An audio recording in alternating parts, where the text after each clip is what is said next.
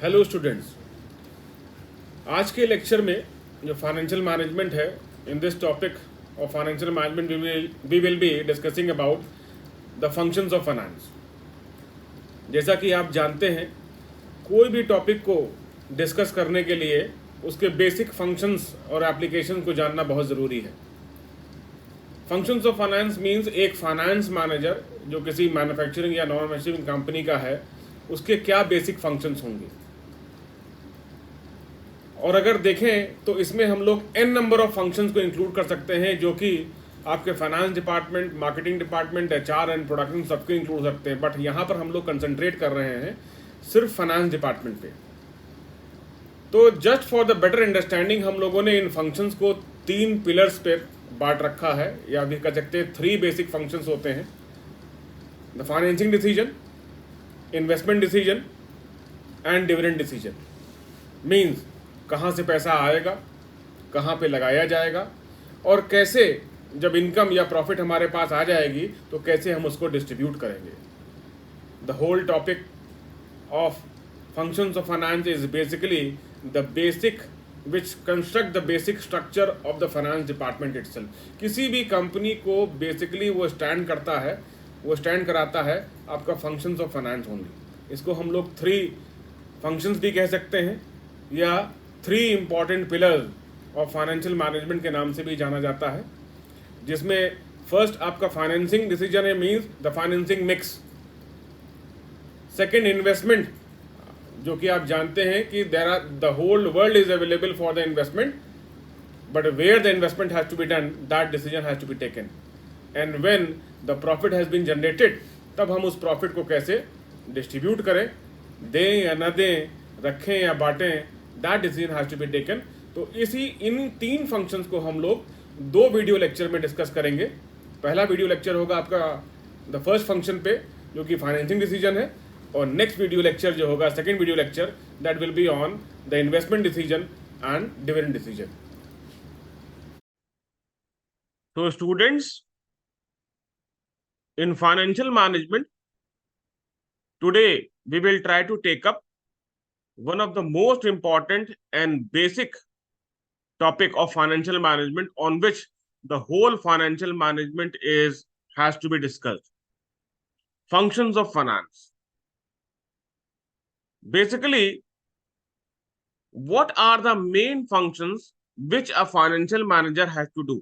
कि एक finance manager को कौन कौन से फंक्शंस करने चाहिए, या उसके कौन कौन से फंक्शंस होते हैं।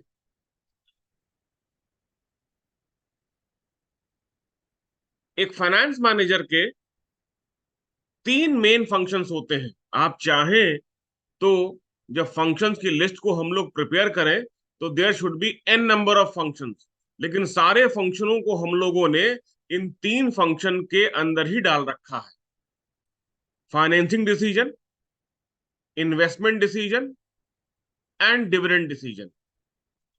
Financing decision means where the manager has to decide set from where the fund has to be generated, from where the fund has to be generated, how much fund has to be generated,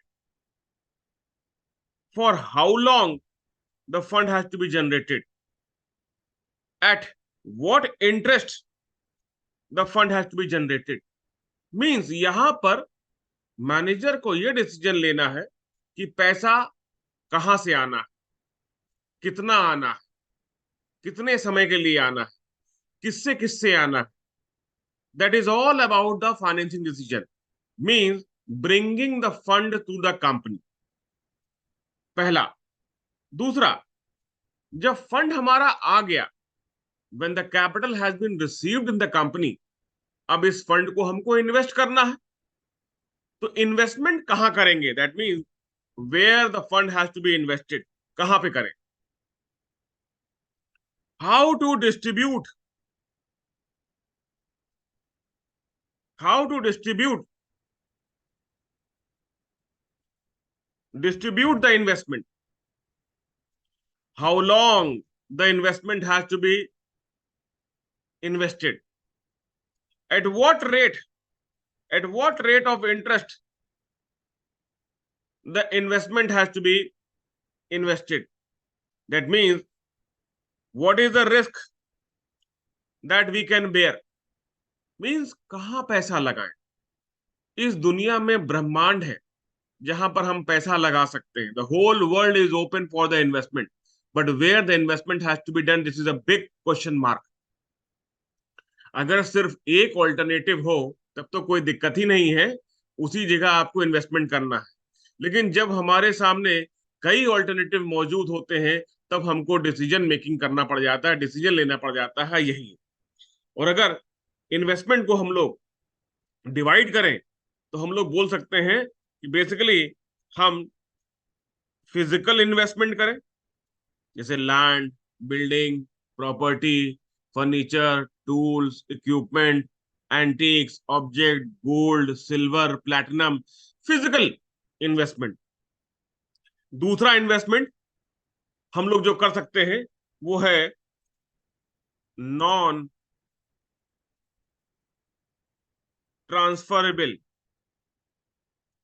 non transferable जैसे कि बोल सकते हैं PPF fund, Indira विकास पथ, किसान विकास पथ, bank, post office deposit, bonds, mutual funds.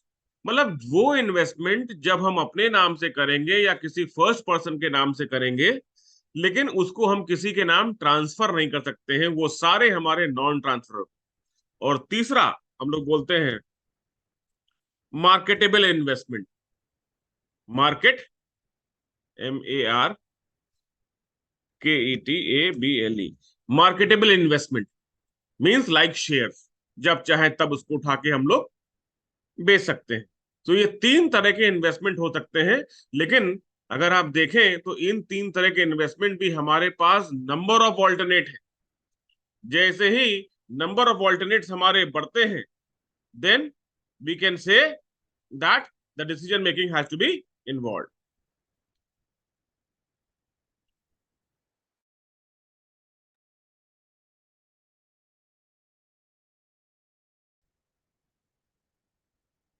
And the third decision is dividend decision.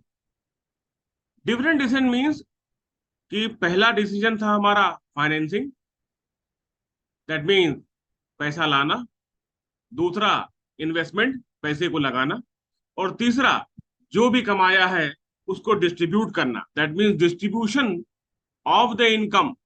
Distribution of the income among the owners of the company, कि जो भी कंपनी के ओनर्स हैं उनके बीच में प्रॉफिट को डिस्ट्रीब्यूट करना, यही डिविडेंड डिसीजन है. लेकिन यहां पे ये प्रॉब्लम है कि कितना बांटे, सब बांटे, कुछ रोक ले, किस रेट पर बांटे, कब बांटे. तो ऑल दिस, तो इसीलिए हम लोग कहते हैं कि कंपनी में तीन डिसीजंस हमारे मेन होते हैं, जिसको हम लोग फाइनेंसिंग फंक्शंस बोल सकते हैं, फाइनेंस फंक्शंस बोलते हैं. Investment decision, financing decision, and lastly we have the dividend decision.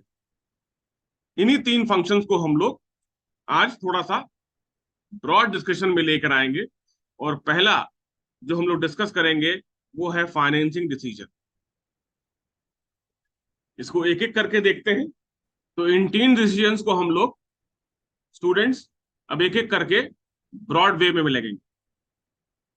पहला है फाइनेंसिंग डिसीजन, जिसमें अभी हम लोग ने बात किया कि कंपनी के लिए फंड्स को जनरेट करना. लेकिन जब भी हम कंपनी के लिए फंड्स को जनरेट करेंगे तो कुछ चीजें हम लोग अपने दिमाग में बैठा के रखेंगे, जिससे कि हमारी कंपनी को, हमारे शेयर होल्डर्स को और पब्लिक को और गवर्नमेंट को, किसी को भी नुकसान ना हो. लेकिन पहले अपना फायदा देखना है. तो पहला पॉइंट इंपॉर्टेंट ये है कि as a finance manager, determination of level of gearing. Level of gearing मतलब कि आप कितना पैसा अपना लगाएंगे और कितना पैसा मार्केट से उठाएंगे, क्योंकि जो भी आप मार्केट से उठाएंगे उस पर आपको इंटरेस्ट देना पड़ेगा.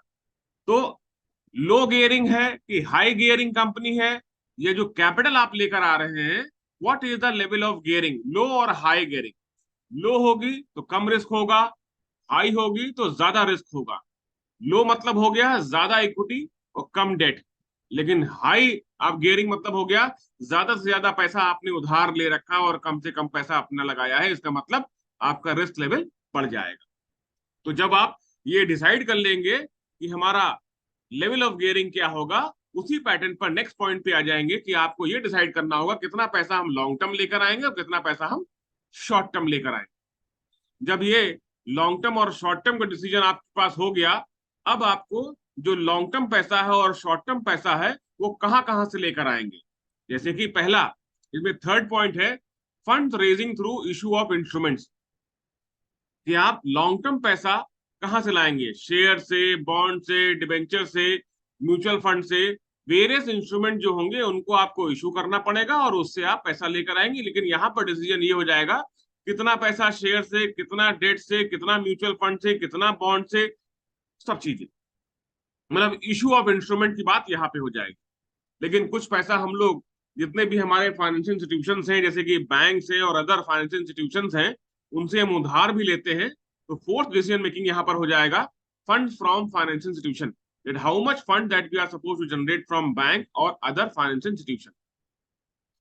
वर्किंग कैपिटल का भी हमको ध्यान में रखना है, थर्ड पॉइंट हमारा है ये फिफ्थ पॉइंट हमारा है ये वर्किंग कैपिटल, क्योंकि हमको शॉर्ट टर्म पैसे की भी जरूरत है। लॉन्ग टर्म फंड तो हमारी कंपनी को स्टैब्लिश करने के काम आएगा, लेकिन कंपनी को ऑपरेट करने के लिए, कंपनी को रन करने के लिए हमको शॉर्ट टर्म कैपिटल की रिक्वायरमेंट है, जिसको हम लोग टेक्निकली वर्किंग कैपिटल का नाम देते हैं। तो ये भी डिसीजन देना है कि आपको कितना वर्किंग कैपिटल चाहिए, कितने समय के लिए चाहिए और कहां कहां चाहिए। इंटरेस्ट कैलकुलेशन बहुत जरूरी है भाई, क्योंकि जो भी पैसा हम मार्केट से उठाएंगे या लॉन्ग टर्म या शॉर्ट टर्म, उस पैसे पर हमको इंटरेस्ट देना है। तो whether what will be the burden, की कंपनी पे इंटरेस्ट बर्डन क्या होगा, कि हमारे पास इतनी कमाई होनी चाहिए कि हम सारे खर्चे निकालने के बाद अपने डेट होल्डर्स को इंटरेस्ट का पेमेंट भी कर पाए। तो दिस ऑल्सो कंसिडरेशन होना चाहिए। चेंजेस इन डेट लेवल, ये भी आप मार्केट में ध्यान रखिए कि समय समय पर डेट के लेवल चेंज होते रहते, that mean the interest amount on the debts keep on changing in the market.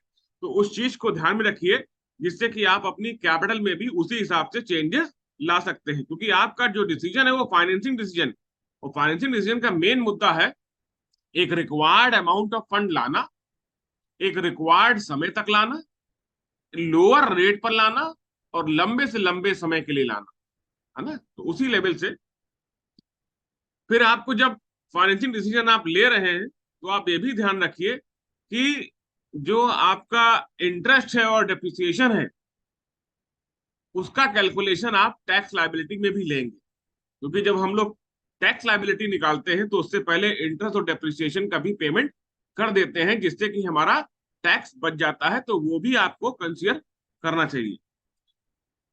Financing decision के साथ हमको ये भी ध्यान में रखना है कि हम कैसे अपनी अर्निंग पर शेयर बढ़ाएं, सो दैट हमारे शेयर होल्डर्स जो हैं वो सेटिस्फाइड रहे और हमारे पास ही मौजूद रहे। तो अर्निंग पर शेयर होल्डर्स हमको इंप्रूव करनी है, जिससे कि हमारा मार्केट वैल्यू ऑफ शेयर्स बढ़ेगा। कॉस्ट ऑफ कैपिटल, जहां जहां से पैसा हम मार्केट से उठा रहे हैं, लाइक शेयर से, बॉन्ड से, डिबेंचर से, तो इन सब की कॉस्ट हमको क्या पड़ रही है, कि शेयर को कितना ये डिविडेंड प्रॉमिस किया है हमने, डिबेंचर्स को कितना इंटरेस्ट प्रॉमिस किया है, बॉन्ड को कितना इंटरेस्ट प्रॉमिस किया है, बैंक से अगर पैसा उठाया है तो कितना पैसा हमने उसको प्रॉमिस किया है। तो ये सारे जो प्रोमिस हमने किए हैं कैपिटल को लाने के लिए, उन प्रोमिस का कॉस्ट, उन वो जो प्रॉमिस हो गया वो हमारे लिए कॉस्ट हो गई। तो कॉस्ट ऑन कैपिटल, जिसको हम लोग एवरेज WACC भी कहते हैं, weighted average cost of capital, मतलब कि जितने भी हमारे भी सोर्सेज हैं, उन सोर्सेज की कॉस्ट का हम एवरेज निकालते हैं, so that company can know that what is the average cost of capital on the company. Impact of level of gearing on the firm and share holder, कि जो आपने लो रिस्क या high risk of gearing ली है या उठाई है, उससे company पर, हमारे शेयर होल्डर्स पर क्या फर्क पड़ रहा है। ये भी आपको ध्यान में रखना चाहिए जब आप फाइनेंसिंग डिसीजन ले रहे हैं। Reconsideration of financial mix for improving return, मतलब ये हो गया कि समय समय पर, जरूरी नहीं है कि आपने अगर कोई पैसा किसी सोर्सेज से उठा लिया है तो हमेशा उसी के साथ रहे। अगर level of interest level market में चेंज हो रहा है, उसी हिसाब से अपना फाइनेंसिंग मिक्स भी बीच बीच में आप रिकंसिडर करते जाइए, एनालाइज करते जाइए और उसको चेंजेस लाते जाइए। Improving the wealth of the firm and value of the firm, हमेशा एज अ फाइनेंस मैनेजर आपकी कोशिश होनी चाहिए कि किस तरह से हम कंपनी की वेल्थ को बढ़ाएं। That wealth here means goodwill. जैसे ही कंपनी की गुडविल बढ़ेगी, ऑटोमेटिकली कंपनी की वैल्यू भी बढ़ेगी। पोर्टफोलियो मैनेजमेंट, पोर्टफोलियो देखिए, पोर्टफोलियो मैनेजमेंट मतलब यहां पे हो गया कि किसी एक पर्सन से हम पैसा ना लें, नंबर ऑफ सोर्सेज से हम पैसा उठाएं। ये कंपनी का पोर्टफोलियो हो जाएगा फाइनेंसिंग का। क्योंकि अगर आपने एक पर्सन से पैसा उठा लिया और उसने समय से पहले आपसे अपना पैसा मांग लिया, तो you will not be in position to return. लेकिन अगर ये वही पैसा आपने कई लोगों से उठाया है, तो वो आपका पोर्टफोलियो हो जाएगा। और फिर अगर एक ने समय से पैसा आपसे मांग लिया है, तो आपकी कैपिटल पे कोई फर्क नहीं पड़ेगा। तो जितना हो सके अपने पोर्टफोलियो को बड़ा करना चाहिए, जिससे कि किसी एक पर्सन के आने या जाने से कंपनी की फाइनेंसिंग डिसीजन पे कोई भी इंपैक्ट ना पड़े। Impact of over and under capitalization, अगर किसी वजह से कैपिटल ज्यादा हो गई है या कम हो गई है, तो उसका कंपनी पे क्या इम्पैक्ट पड़ेगा, फर्म पे क्या इम्पैक्ट पड़ेगा, ये भी आपको ध्यान में रखना चाहिए। फॉरेन एक्सचेंज रिस्क एक्सपोजर, अगर कंपनी में आपने पैसा इंटरनेशनल मार्केट से उठाया है, तो ऑटोमेटिकली जैसे ही फॉरेन करेंसी के रेट चेंज होंगे, वैसे ही आपका भी रिस्क बढ़ेगा या घटेगा। तो फॉरेन एक्सचेंज रिस्क के जितने एक्सपोजर्स हैं, अकाउंटिंग एक्सपोजर्स हो गया या इकोनॉमिक एक्सपोजर्स हो गया, जिनको हम लोग लेटर लेक्चर्स में डिस्कस करेंगे, वो चीज भी यहाँ पर ध्यान में रखनी है फाइनेंशियल डिसीजन। अब आपने पैसा मार्केट से उठाया है, इशू ऑफ शेयर्स किए हैं, तो अगर आपने इशू ऑफ शेयर्स किए हैं तो स्टॉक मार्केट का भी ध्यान रखिए, क्योंकि स्टॉक मार्केट अपने आप में बहुत बड़ा मार्केट है और उसके उठने और बैठने से एक कंपनी की गुडविल पर इंपैक्ट पड़ता है।